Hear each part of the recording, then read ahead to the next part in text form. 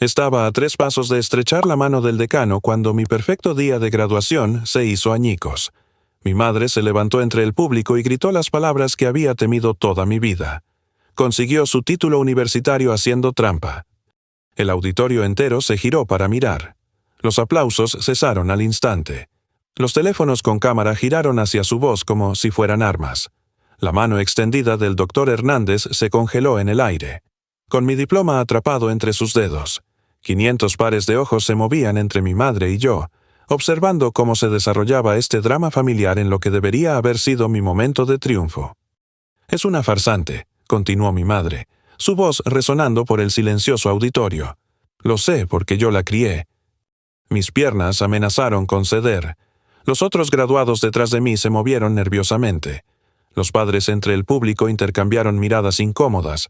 Un bebé empezó a llorar en algún lugar al fondo, y los guardias de seguridad comenzaron a moverse hacia la fila de mi madre, pero yo no podía moverme. Me quedé allí, con mi birrete y mi toga, paralizada entre la humillación y la rabia. Entonces vi el rostro horrorizado de mi compañera de cuarto, Isabel, en la tercera fila. Sus padres a su lado parecían mortificados. La señora Pérez, mi profesora de estadística, negó con la cabeza con tristeza desde la sección del profesorado. Todas las personas que me importaban estaban presenciando esta destrucción. Mi madre no había terminado. Pregúntenle por la noche en que vino llorando a pedirme dinero. Pregúntenle cómo pagó sus libros de texto. Ahora estaba de pie, señalándome directamente, con el rostro desfigurado por años de resentimiento. Nunca ha ganado nada en su vida. Las mentiras salían de su boca con tanta facilidad. Siempre había tenido un don para reescribir la historia, en su versión. Yo era la hija ingrata que abandonó a su familia. Nunca mencionó que me cortó toda ayuda cuando cumplí 18 años. Convenientemente olvidó las crueles palabras que me había escupido cuando elegí mi propia carrera en lugar del título de contabilidad que ella quería. Un profesor que no reconocí se levantó e intentó calmar la situación. «Señora, este no es ni el momento ni el lugar». «No me hable de momentos ni de lugares», replicó mi madre. «He guardado silencio durante 4 años mientras ella fingía ser algo que no es». El doctor Hernández se aclaró la garganta frente a su micrófono. El acople chirrió por todo el auditorio, haciendo que todos se estremecieran. «Quizás deberíamos continuar con la ceremonia», sugirió diplomáticamente, pero sus ojos encontraron los míos con genuina preocupación. Fue entonces cuando algo cambió dentro de mí. La vergüenza que había cargado durante tanto tiempo comenzó a transformarse en algo completamente diferente. Mi madre había elegido este escenario público por una razón. Quería el máximo daño, la máxima humillación. Quería robarme este momento, al igual que había robado tantos otros. Pero ya no tenía 18 años. No era la chica asustada que había metido sus pertenencias en bolsas de basura y dormido en los sofás de sus amigos. Había sobrevivido 4 años sin su dinero, sin su aprobación, sin su tóxica presencia envenenando cada logro. Erguí los hombros y di esos 3 pasos restantes hacia el doctor Hernández. La multitud contuvo la respiración. La voz de mi madre se alzó de nuevo detrás de mí, pero bloqueé sus palabras. Había aprendido a hacerlo años atrás. «Felicidades, Sofía», susurró el doctor Hernández mientras me entregaba mi diploma. Sus ojos contenían una pregunta que aún no podía responder. Me incliné cerca de su oído, con la voz firme a pesar del caos detrás de mí. «Decano Hernández, necesito hablar con usted en privado después de la ceremonia. Se trata de mi situación familiar, pero también de algo mucho más grande». Él asintió lentamente, con un destello de comprensión en su expresión. «En mi despacho, en 30 minutos». Mientras me giraba para cruzar el escenario, las acusaciones de mi madre seguían resonando a través del micrófono que aparentemente alguien le había dado. La seguridad se movía definitivamente ahora, pero ella había encontrado a su público y estaba actuando para él. Se cree muy inteligente, pero yo sé la verdad sobre sus notas, sé sobre el favor que pidió. Los otros graduados se apartaron mientras caminaba hacia las escaleras de salida. Algunos parecían compasivos, otros curiosos, unos pocos, sentenciosos. Mi rostro ardía de vergüenza, pero seguí caminando. Cada paso se sentía deliberado, ahora con un propósito. Al llegar al final de las escaleras, oí que los guardias de seguridad finalmente llegaban hasta mi madre. Su voz se volvió más estridente mientras la escoltaban hacia afuera, pero no me di la vuelta. No podía darle esa satisfacción. En el pasillo fuera del auditorio, las familias se reunían para tomar fotos. Los niños corrían entre los graduados con sus birretes y togas. Familias normales celebrando logros normales de maneras normales. Todo lo que yo había querido y nunca tendría. Mi teléfono vibró con mensajes de texto. Isabel, ¿estás bien? Eso fue una locura. Mi grupo de estudio de química. Ignórala, Sofía. Sabemos quién eres de verdad. Incluso el profesor Martínez, que rara vez hablaba con los estudiantes fuera de clase. No dejes que nadie apague tu luz hoy. Pero debajo de su amabilidad, podía sentir cómo se formaban las preguntas. La duda que mi madre había plantado echaría raíces. La gente se preguntaría si había algo de verdad en sus acusaciones. Mi reputación, construida cuidadosamente durante 4 años de trabajo duro y genuino, ahora estaba manchada. Encontré un aula vacía y me senté, todavía aferrada a mi diploma. La cubierta de plástico estaba caliente por el sudor de mis palmas. A través de la ventana, podía ver a las familias tomando fotos en el patio, a los graduados lanzando sus birretes al aire. La celebración continuaba sin mí. Las palabras de mi madre se repetían en mi mente, pero ahora las oía de otra manera. Cada mentira revelaba su desesperación. Cada falsa acusación mostraba su debilidad. Había perdido el control sobre mí hacía años, y este era su último intento de destruir lo que yo había construido. Pero había cometido un error crucial. Había elegido destruirme públicamente, frente a testigos, frente a personas que importaban. El doctor Hernández había visto su verdadera naturaleza. Los profesores habían sido testigos de su crueldad. Esto ya no se trataba solo de mí. Me levanté, alicé mi toga y caminé hacia el despacho del decano. Mi día de graduación estaba arruinado, pero algo más estaba comenzando. Algo para lo que mi madre no estaba preparada. El despacho del doctor Hernández se sentía como un santuario después del caos de afuera.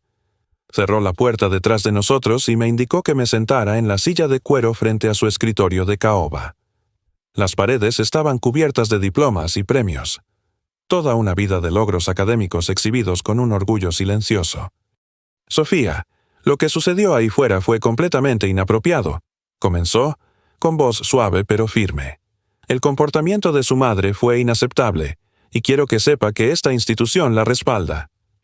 Asentí, todavía agarrando mi diploma. Decano Hernández, hay algo que necesita saber.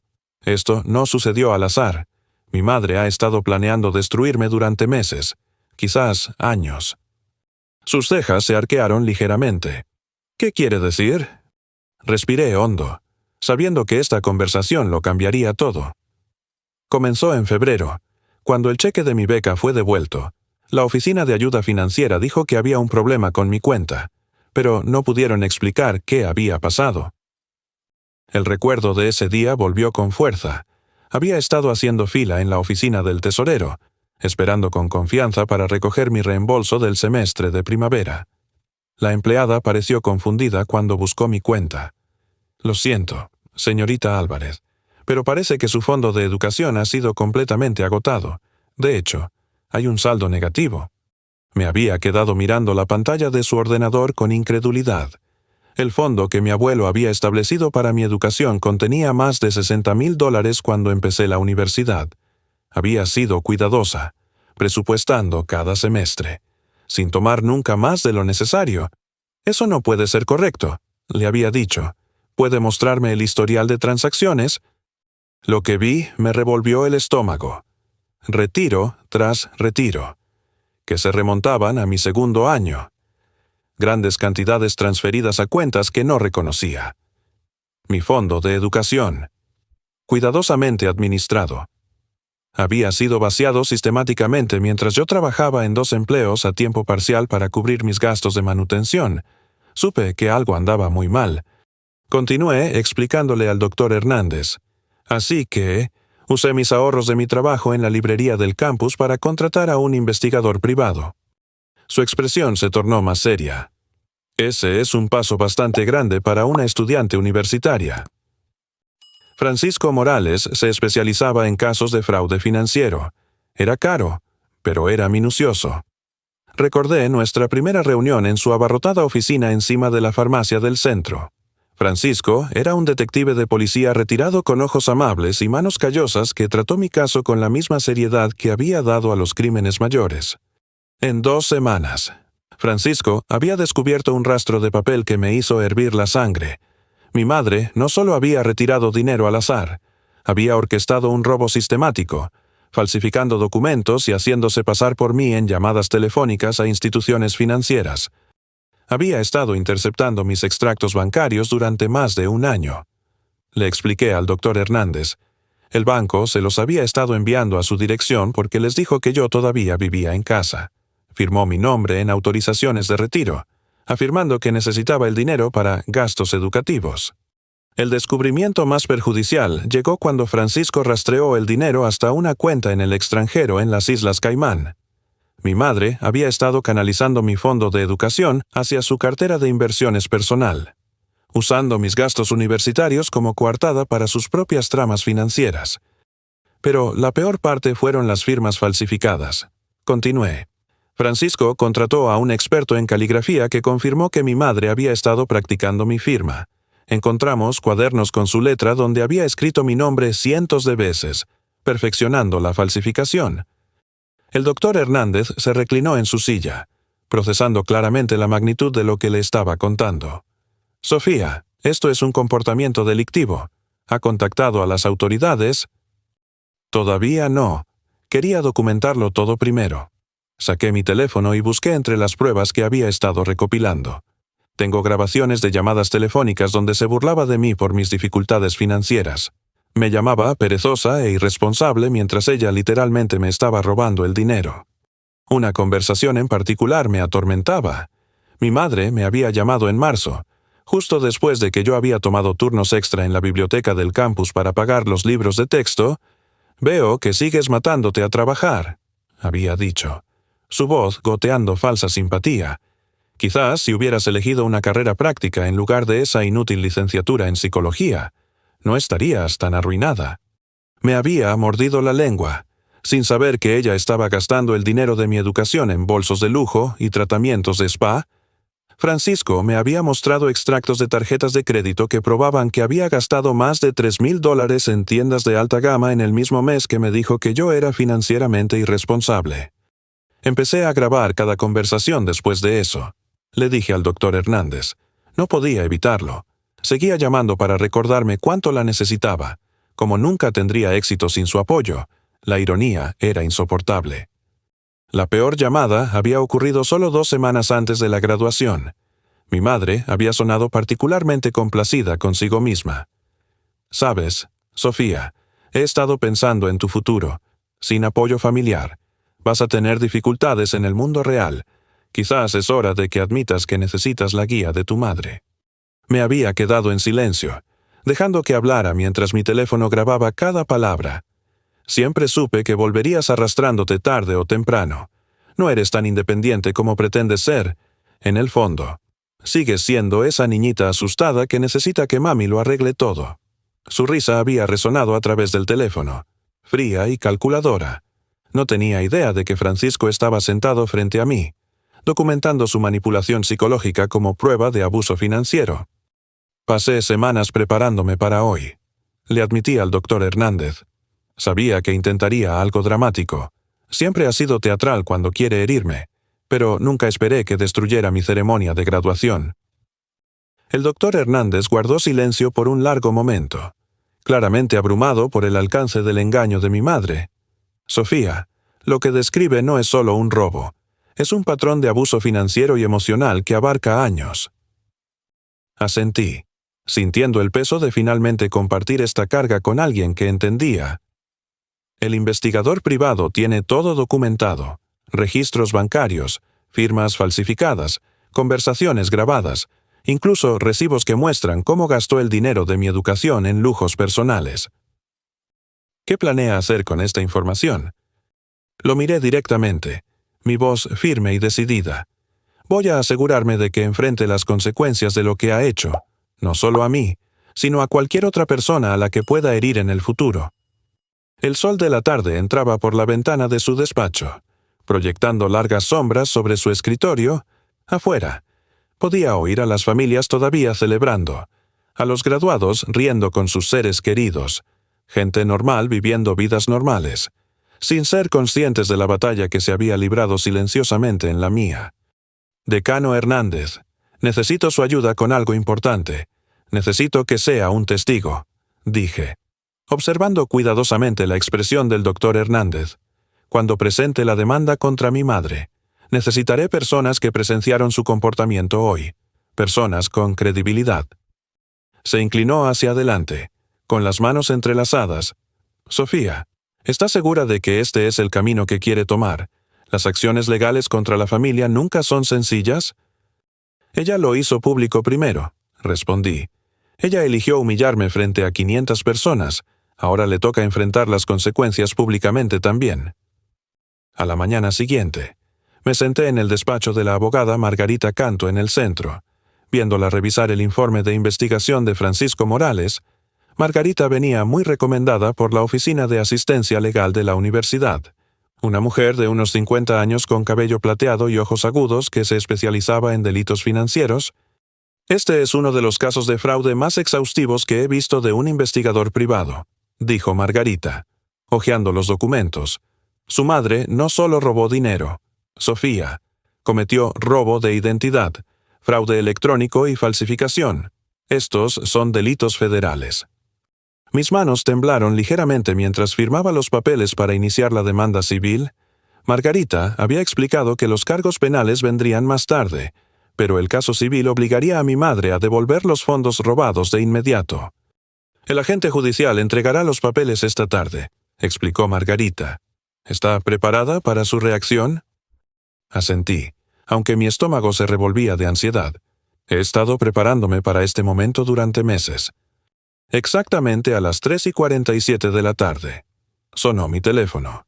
El número de mi madre apareció en la pantalla y contesté al segundo timbre, poniéndolo en altavoz para que Margarita pudiera oír. ¿Qué has hecho? La voz de mi madre era estridente, el pánico apenas contenido bajo su furia. Un extraño acaba de entregarme papeles legales en mi puerta. Presenté una demanda por robo y fraude, dije con calma. Todo está documentado. Mamá, las firmas falsificadas, las cuentas en el extranjero, cada centavo que robaste. ¿Robar? Nunca robé nada. Ese dinero era para tu educación y lo desperdiciaste en tu estúpido título. Margarita alzó las cejas, haciéndome un gesto para que la mantuviera hablando. Las admisiones de mi madre estaban fortaleciendo nuestro caso con cada palabra. Moviste $63,000 a una cuenta en las Islas Caimán a tu nombre. Continué. Mientras yo trabajaba en 2 empleos y sobrevivía con fideos instantáneos, tú comprabas bolsos de diseñador y te ibas de vacaciones a balnearios. No puedes probar nada de eso, y después de todo lo que sacrifiqué por ti, ¿así es como me lo pagas? En realidad, sí puedo probarlo. Tengo registros bancarios, documentos falsificados y llamadas telefónicas grabadas. Todo lo que has hecho está documentado. La línea quedó en silencio durante varios segundos. Cuando mi madre volvió a hablar, su voz había cambiado, volviéndose artificialmente dulce y manipuladora. Cariño, estás siendo ridícula. Somos familia. Podemos arreglar esto sin abogados ni tribunales. ¿Por qué no vienes a cenar esta noche y hablamos de esto como adultas? Margarita negó con la cabeza firmemente, articulando sin sonido. Absolutamente no. El tiempo para hablar terminó cuando destruiste mi ceremonia de graduación, respondí. Recibirás noticias de mi abogada. Colgué e inmediatamente apagué mi teléfono. Margarita pareció impresionada. Eso fue mejor de lo esperado. Básicamente admitió haber movido el dinero e intentó manipularte para que retiraras el caso. Comportamiento de libro de abuso financiero. En cuestión de horas, la noticia de la demanda comenzó a extenderse por nuestro pequeño pueblo. Millbrook solo tenía 12,000 habitantes, y los dramas legales que involucraban a familias prominentes viajaban rápido. Mi madre formaba parte de la junta del hospital y era voluntaria en varias organizaciones benéficas. Su imagen pública había sido cuidadosamente cultivada durante décadas. por la noche. Mi teléfono vibraba con mensajes de personas con las que no había hablado en años. Algunos ofrecían apoyo, otros exigían explicaciones. La señora Pardo, de la casa de enfrente, me envió un mensaje.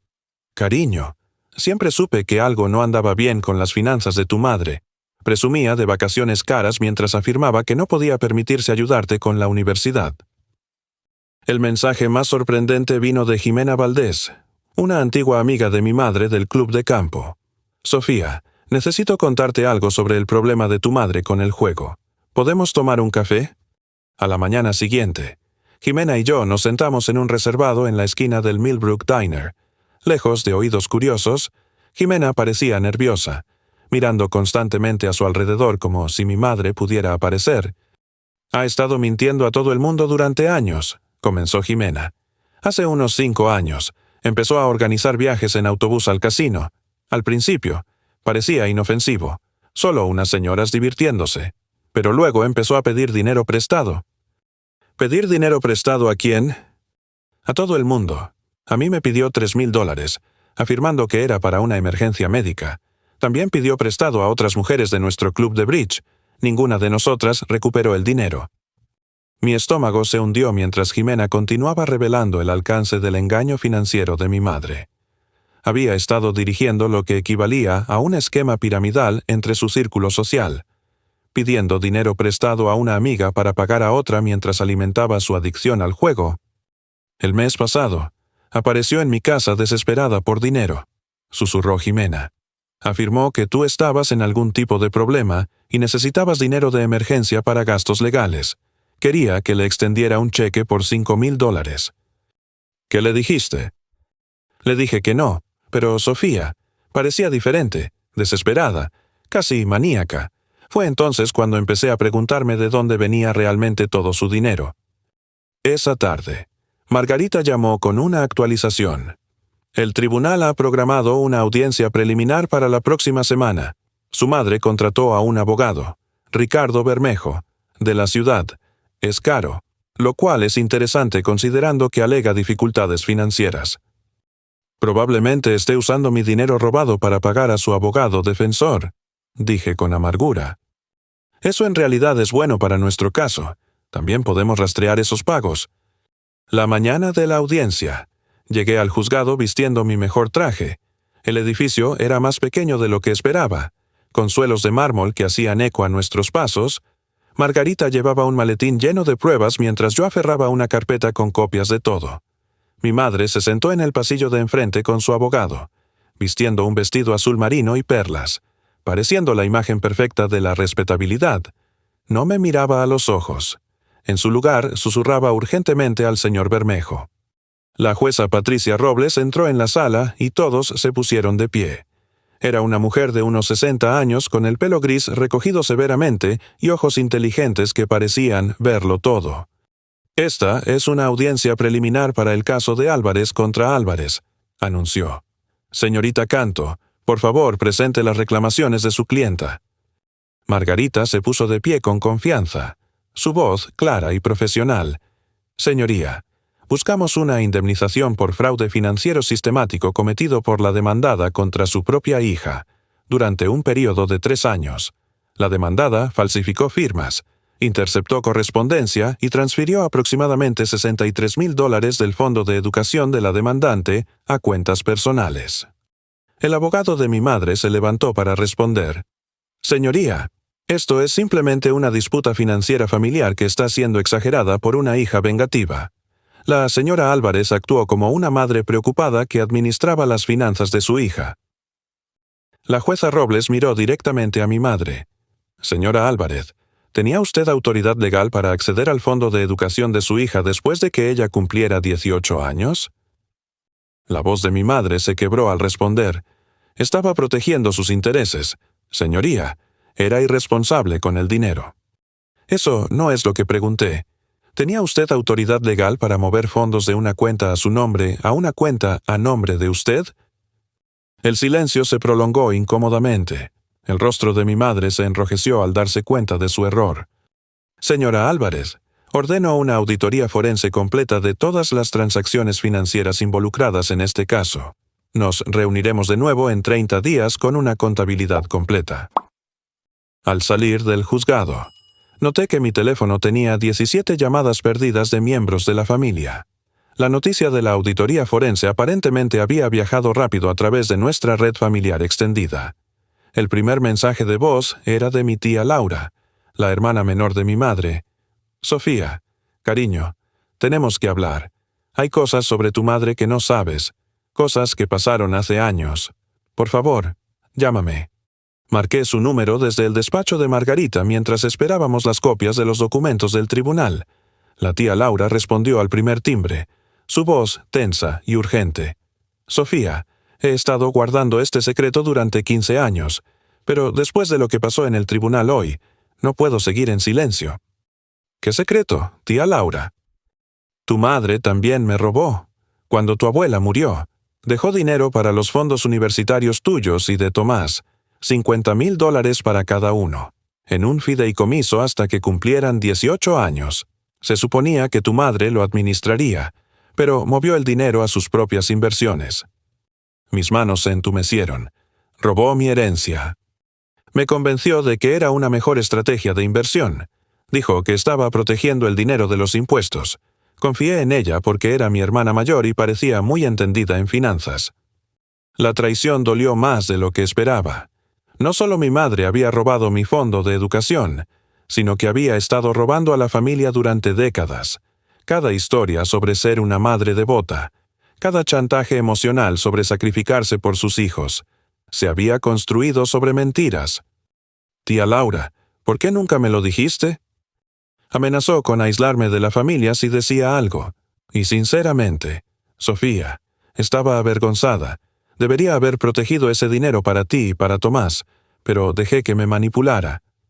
Esa noche, conduje hasta el apartamento de Tomás al otro lado de la ciudad. Mi hermano, de 22 años, trabajaba en un taller mecánico y vivía en un pequeño lugar encima del garaje. Siempre había sido el favorito de mi madre, el que no podía hacer nada mal a sus ojos. Tomás abrió la puerta vistiendo un mono grasiento, sus manos todavía manchadas de trabajar en un motor. Sofía, ¿qué haces aquí? Mamá dijo que estabas intentando destruir a la familia. Puedo pasar, tenemos que hablar. Su apartamento era austero pero limpio, con una mesa plegable que servía tanto de escritorio como de comedor. Extendí copias de los documentos financieros que Margarita me había dado, observando cómo cambiaba la expresión de Tomás a medida que procesaba lo que estaba viendo. Esto no puede ser correcto, dijo, estudiando un extracto bancario que mostraba transferencias de nuestros fondos de educación. Mamá me dijo que tu dinero de la universidad se acabó porque lo estabas gastando en fiestas y ropa. Tomás, mira las fechas. Estaba moviendo este dinero mientras yo trabajaba en 2 empleos y vivía de macarrones con queso. Su rostro se descompuso cuando la realidad se asentó. Solía llamarme, quejándose de lo irresponsable que eras con el dinero. Decía que seguías pidiéndole ayuda y que ella tenía que seguir rescatándote. Nunca le pedí un centavo después de que me cortó la ayuda. En cada conversación que tuvimos, me estaba robando mientras me sermoneaba sobre la responsabilidad. Tomás se sentó pesadamente, pasándose las manos por el pelo, y mi fondo universitario también me robó a mí. Saqué otro juego de documentos. Movió tu dinero a la misma cuenta en el extranjero, pero Tomás, tu fondo era más pequeño para empezar porque lo había estado usando para cubrir gastos desde que tenías 16 años. ¿No? Su voz era apenas un susurro. Siempre dijo que estaba ahorrando cada centavo para mi educación. Por eso no pude ir a la universidad que quería. Dijo que no podíamos permitírnoslo. Los días siguientes trajeron una avalancha de revelaciones a medida que los miembros de la familia comenzaron a compartir sus propias experiencias con la manipulación financiera de mi madre. Mi prima Raquel llamó para contarme sobre un préstamo que nunca fue devuelto. Mi tío David mencionó extrañas solicitudes de dinero de emergencia a lo largo de los años, pero la llamada más impactante vino de la antigua vecina de mi abuela, la señora Isabel Morán, que de alguna manera había conseguido mi número. Querida, espero que no te importe que te llame, pero vi la noticia sobre tu demanda en el periódico. Conocía bien a tu abuela, y hay algo que necesito decirte sobre la semana en que falleció. La señora Morán tenía 86 años y hablaba lentamente, pero su memoria era aguda. Tu madre vino a casa de tu abuela el día después del funeral. Tenía cajas y estaba sacando documentos del escritorio de tu abuela. Cuando le pregunté al respecto, dijo que estaba gestionando los papeles de la herencia. ¿Qué tipo de documentos? Extractos bancarios, pólizas de seguros, registros de inversiones. Pero, Sofía, tu abuela me había mostrado su testamento solo unos meses antes de morir. Fue muy específica sobre dejar dinero para tu educación. Estaba muy orgullosa de que quisieras ir a la universidad. Se me hizo un nudo en la garganta con una emoción que no esperaba. Mi abuela había muerto cuando yo tenía 15 años, y mi madre me había dicho que había dejado todo a la caridad, excepto algunos objetos personales. Señora Morán, ¿recuerda algo específico sobre el testamento? Dejó $50,000 para la educación tuya y de tu hermano, y otros $20,000 para tu futura boda. Quería asegurarse de que tuvieras opciones en la vida. Querida, estaba muy preocupada por el comportamiento controlador de tu madre. Esa revelación me envió directamente de vuelta al despacho de Margarita. Si mi madre había ocultado dinero adicional de la herencia, significaba que el robo era aún más extenso de lo que habíamos documentado. Margarita solicitó inmediatamente una ampliación de la presentación de pruebas, exigiendo acceso a todos los registros financieros de mi madre de los últimos 20 años. Sofía, si ha estado robando sistemáticamente dinero de herencias, estamos ante un caso mucho más grande. La presión legal comenzó a afectar la posición social de mi madre de maneras que no había anticipado. Sus reuniones del club de bridge cesaron. La junta del hospital le pidió discretamente que renunciara a su puesto de voluntaria. Incluso los cajeros del supermercado la trataban de manera diferente, sus sonrisas amables reemplazadas por un profesionalismo frío. Tomás comenzó a evitar sus llamadas y finalmente se mudó con su novia para escapar de la constante presión de elegir un bando. Sigue pidiéndome que te convenza de que retires la demanda, me dijo una noche. Dice que estás destruyendo a la familia por un dinero que ni siquiera necesitas. ¿Qué le dices? La verdad, que ella destruyó a la familia cuando decidió robar a sus propios hijos. El punto de quiebre llegó 3 semanas después de la audiencia preliminar. Estaba en mi apartamento corrigiendo trabajos para el puesto de profesora sustituta que había aceptado cuando oí gritos afuera. A través de mi ventana, vi a mi madre de pie en la acera, con el pelo revuelto y su voz resonando por el tranquilo vecindario. Sofía, sé que estás ahí. Tienes que detener esta tontería ahora mismo. No me moví de mi posición junto a la ventana, observando cómo caminaba de un lado a otro como un animal enjaulado. Los vecinos comenzaban a salir, atraídos por el alboroto. Estás destruyendo todo por lo que he trabajado, todo lo que he construido. ¿Y para qué? Por un dinero que ni siquiera necesitas. Comenzó a subir los escalones hacia mi puerta principal, golpeando con ambos puños. Abre esta puerta. Somos familia. No puedes hacerle esto a tu propia madre. La desesperación en su voz era algo que nunca antes había oído. Esta no era la mujer controladora y manipuladora que había aterrorizado mi infancia. Era alguien que finalmente había perdido el control de su imagen cuidadosamente construida. Sacrifiqué todo por ti y por tu hermano. Todo. Y así es como me lo pagas. La señora Pérez de la casa de al lado apareció en su porche, con el teléfono en la mano. Sofía, cariño, ¿llamo a la policía? Mi madre la oyó y se giró. Métase en sus asuntos. Esto es entre mi hija y yo. Pero entonces algo cambió. Su voz se quebró y se derrumbó en los escalones de mi porche, sollozando con una intensidad que sacudía todo su cuerpo. Por primera vez en mi vida, vi a mi madre como realmente era, no la poderosa matriarca, sino una mujer desesperada cuyas mentiras finalmente la habían alcanzado. Me quedé junto a la ventana hasta que finalmente se levantó y caminó de regreso a su coche, dejando atrás solo el eco de su crisis y la certeza de que nuestra relación, fuera lo que fuese, había terminado de verdad. La audiencia final se programó para una fresca mañana de octubre. 6 meses después de la crisis de mi madre en mi porche, los escalones del juzgado estaban resbaladizos por las hojas caídas, y podía ver mi aliento en el aire frío mientras Margarita y yo subíamos hacia la entrada. «Recuerda, Sofía», dijo Margarita mientras pasábamos por los detectores de metales, «hoy se trata de justicia, no de venganza. Deja que las pruebas hablen. La sala del tribunal estaba abarrotada. Tomás se sentó en la primera fila detrás de mí, su novia Luisa sujetando su mano con fuerza. La tía Laura había venido en coche desde Chicago, su rostro demacrado por el agotamiento de años de guardar secretos. Incluso la señora Morán, la vecina anciana, había insistido en asistir a pesar de su edad. Mi madre se sentó en el pasillo de enfrente con el señor Bermejo, pareciendo más pequeña de lo que recordaba. Su ropa de diseñador había sido reemplazada por un simple vestido negro, y su cabello, usualmente perfecto, colgaba lacio alrededor de sus hombros.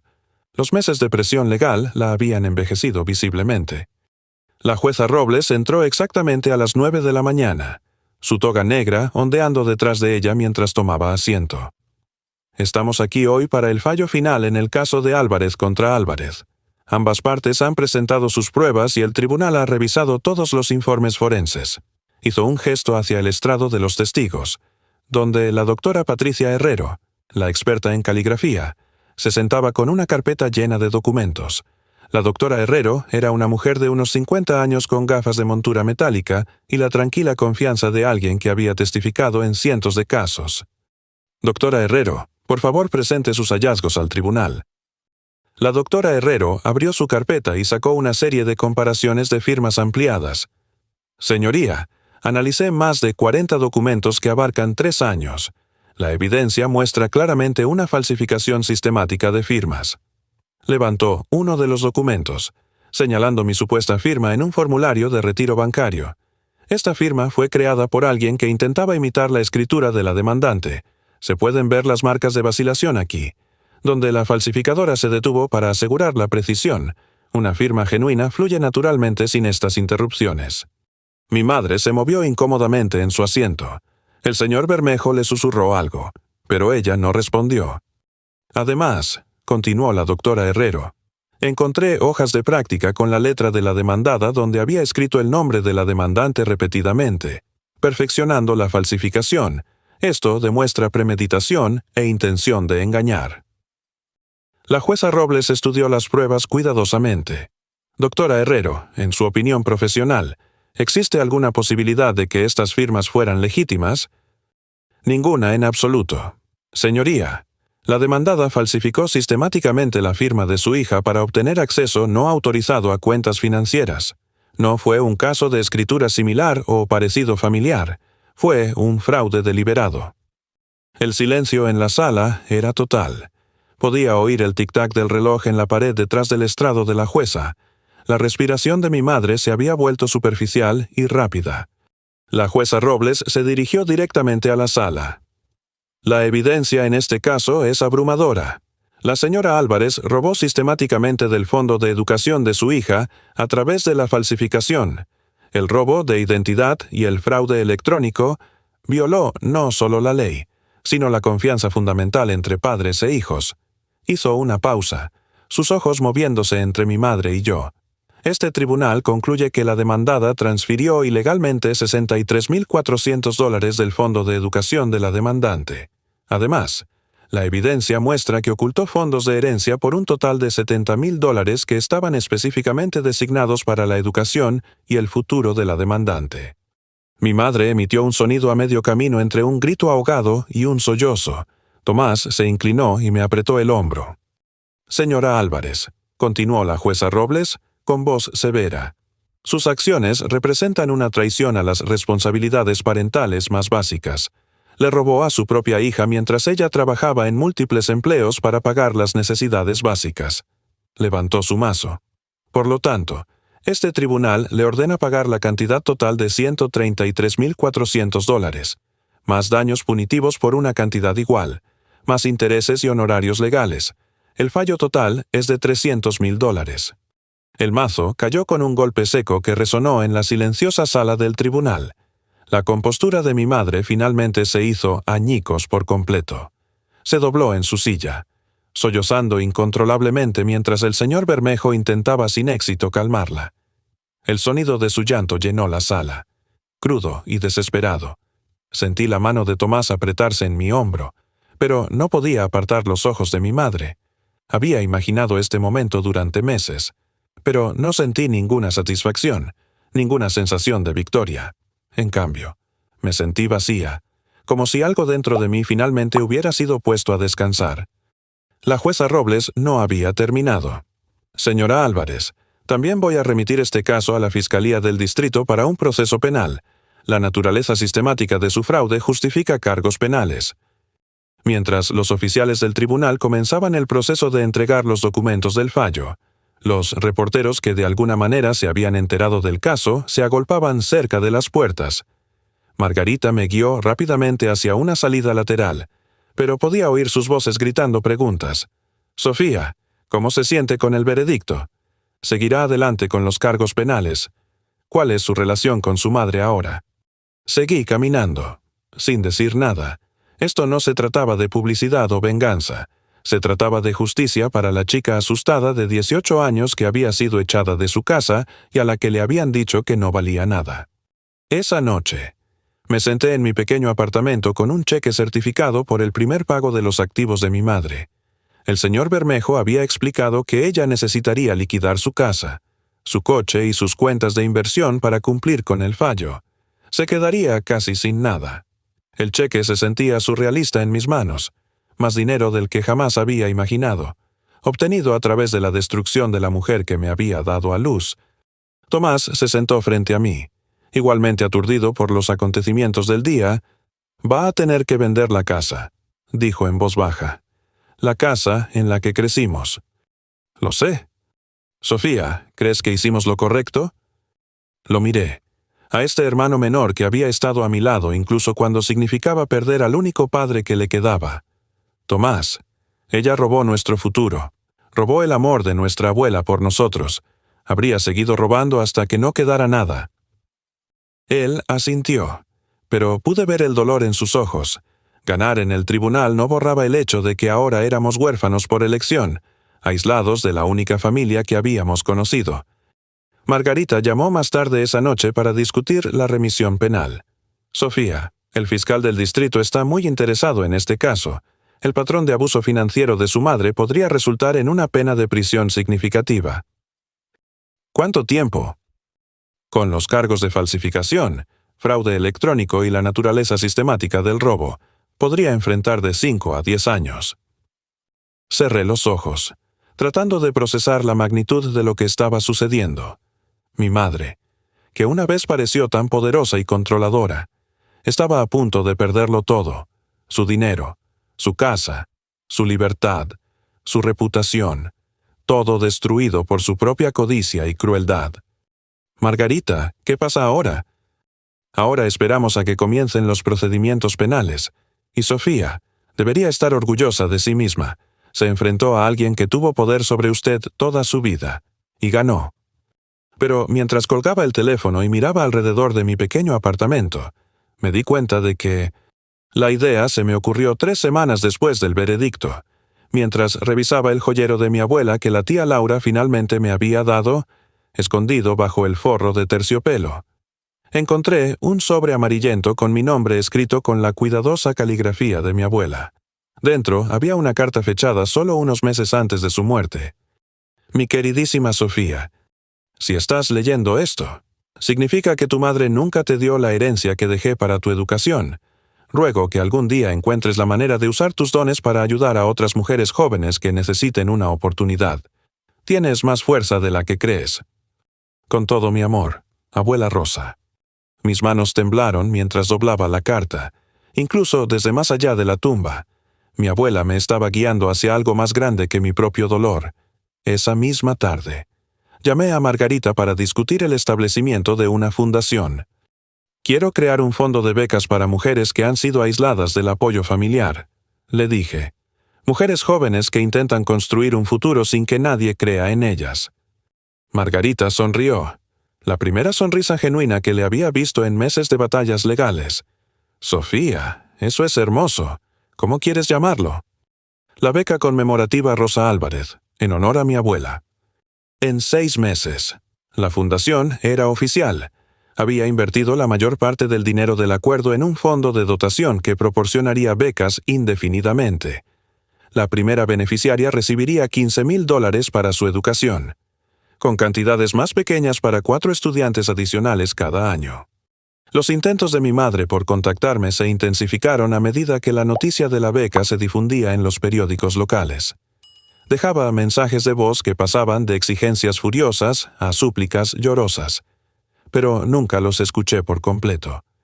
Tomás me mantenía al tanto ocasionalmente. Se había mudado a un pequeño apartamento al otro lado de la ciudad. Trabajaba en una tienda por departamentos y parecía genuinamente sorprendida de que sus acciones tuvieran consecuencias. «Sigue pidiéndome que te dé sus cartas», me dijo Tomás durante una de nuestras cenas semanales. «Dice que ha cambiado, que entiende lo que hizo mal». «¿Qué le dices?» «La verdad, que algunas cosas no se pueden arreglar con disculpas». Había quemado las primeras cartas sin abrirlas, pero finalmente, la curiosidad me venció y leí una. Estaba llena de la misma manipulación que recordaba. Asumir una responsabilidad parcial mientras culpaba a las circunstancias.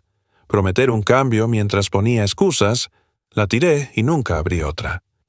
Mi nueva vida tomó forma lentamente. Compré una pequeña casa en la calle Elm con un porche delantero y un patio trasero perfecto para un jardín. El dueño anterior había dejado rosales que me recordaban al jardín de mi abuela, y pasé los fines de semana aprendiendo a cuidarlos. El cambio más grande llegó cuando visité el refugio de animales un sábado por la mañana lluvioso.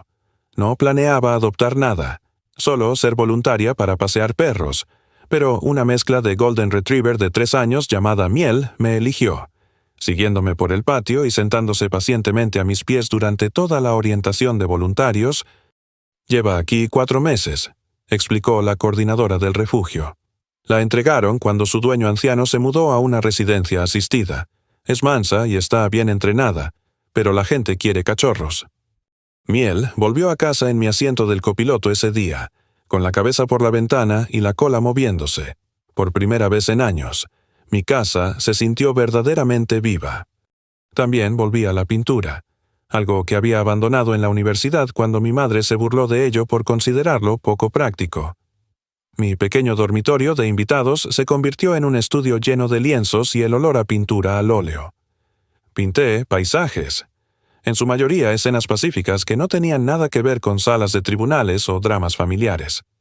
La primera ceremonia de becas se celebró en el colegio comunitario donde había tomado clases nocturnas después de la secundaria. 5 mujeres jóvenes se sentaron en la primera fila, cada una con su propia historia de rechazo familiar o abandono financiero. María, la principal beneficiaria, tenía 23 años y estudiaba enfermería después de que sus padres la repudiaran por dejar un matrimonio abusivo. Mientras estaba detrás del podio, mirando a estas valientes mujeres jóvenes que habían elegido la educación en lugar de la rendición, sentí la presencia de mi abuela con fuerza. La educación no se trata solo de títulos u oportunidades profesionales, comencé, mi voz firme a pesar de la emoción que sentía. Se trata de demostrarte a ti misma que eres digna de inversión, que tus sueños importan, que puedes construir algo hermoso a partir de piezas rotas. María se secó las lágrimas de los ojos. 2 de las otras beneficiarias se tomaron de la mano, apoyándose mutuamente como probablemente habían aprendido a hacer cuando el apoyo familiar no estaba disponible. Cada una de ustedes ya ha demostrado la cualidad más importante para el éxito, la resiliencia. Han elegido seguir adelante cuando otros intentaron detenerlas. Han elegido la esperanza cuando la desesperación habría sido más fácil. Hice una pausa, mirando sus jóvenes rostros, llenos de determinación y posibilidad. Esta beca viene con un requisito: cuando estén establecidas en sus carreras, cuando estén estables y tengan éxito. Encuentren a otra mujer joven que necesite una oportunidad y ayúdenla. Así es como construimos algo duradero a partir de un dolor temporal. La ceremonia terminó con reuniones individuales donde pude escuchar sus historias. Sara Belén estudiaba programación informática después de ser expulsada por negarse a un matrimonio arreglado. Jimena buscaba su título de maestra a pesar de la insistencia de su familia de que la universidad era un desperdicio para las mujeres. Elena quería convertirse en trabajadora social para ayudar a otras supervivientes de abuso. Cuando la noche terminaba y las beneficiarias se iban con sus cheques y felicitaciones, me quedé sola en la sala de conferencias vacía. El peso que había cargado durante tantos años, la ira, el resentimiento, La necesidad constante de demostrar mi valía a alguien que nunca la vería. Finalmente se había levantado. Tomás me encontró allí, enderezando sillas y recogiendo tazas de café vacías. «¿Cómo te sientes?», preguntó. «Libre», dije, y lo sentí por completo. Por primera vez en mi vida, me siento libre. Caminando hacia mi coche esa noche, me di cuenta de que algo profundo había cambiado. No era Sofía Álvarez, la hija que había sido humillada públicamente y abusada financieramente. No era la víctima que había luchado en los tribunales y ganado. Era simplemente Sofía, una mujer que había sobrevivido a su pasado y había elegido construir algo significativo a partir de los escombros. Miel me esperaba en el porche delantero cuando llegué a casa, su cola moviéndose bajo la luz del porche. Mis rosas estaban floreciendo a pesar de la temporada tardía, llenando el aire con su dulce fragancia. Adentro, los lienzos esperaban nuevas pinturas, nuevas visiones de belleza que no tenían nada que ver con el viejo dolor. Tenía todo lo que necesitaba. Había construido una vida que me pertenecía por completo, financiado un futuro para mujeres jóvenes que necesitaban oportunidades, y finalmente entendí lo que mi abuela había visto en mí todos esos años atrás. La fuerza para transformar el sufrimiento en algo hermoso, algo útil, algo que sobreviviría a las personas que habían intentado disminuirme. Eso era suficiente, más que suficiente. Era todo. Si el viaje de resiliencia y justicia de Sofía te ha inspirado, pulsa el botón de me gusta ahora mismo. Mi momento favorito fue cuando Sofía convirtió su dolor en algo hermoso con el fondo de becas. ¿Qué parte de su historia te conmovió más? Dínoslo en los comentarios a continuación. Para más historias de empoderamiento como esta, suscríbete y activa la campana de notificaciones para no perderte ninguna actualización.